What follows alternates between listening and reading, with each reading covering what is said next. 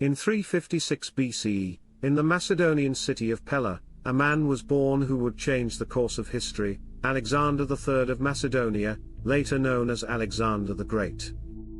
Son of King Philip II and the influential Queen Olympias, he was raised amid ambition, education, and power. From a young age, he witnessed his father's military campaigns, which turned Macedonia into a dominant force with the creation of the Macedonian phalanx. Alexander watched, learned, and was shaped among strategists, philosophers, and warriors. His environment became his first classroom. Educated by Aristotle, he received a remarkable education in philosophy, medicine, politics, and literature. He deeply admired Achilles, the hero of the Iliad, and like him, longed for eternal glory. At 16, he was already leading troops, and at 20, after his father's assassination, he became king. He quickly proved he was more than a mere heir, he was a brilliant strategist with a unique vision. With just 35,000 men, he crossed the Hellespont into Asia Minor in 334 BCE. He defeated the Persians at the Granicus, liberated Greek cities under Eastern rule, and triumphed over Darius III at Issus. He captured Darius's family and treated them with respect, showing an uncommon nobility.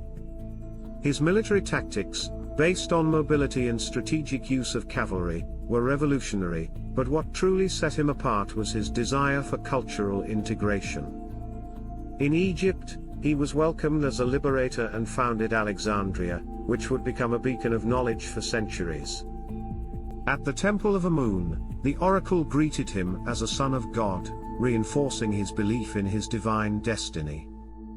In 331 BCE, after his decisive victory at Gaugamela, Alexander became emperor of Asia.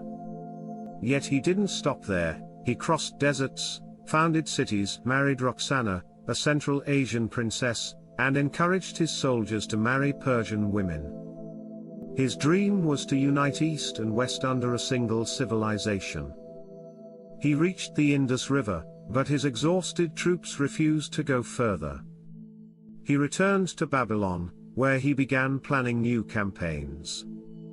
However, in 323 BCE, at the age of 32, he died suddenly. The cause remains a mystery: fever, poisoning, or perhaps a rare neurological disorder. After his death, his empire was left without a clear heir. His son, Alexander IV, never ruled, and his generals divided the vast territory, giving rise to the Hellenistic kingdoms. More than a conqueror, Alexander was a visionary who sought to blend cultures, build cities, and leave a lasting legacy.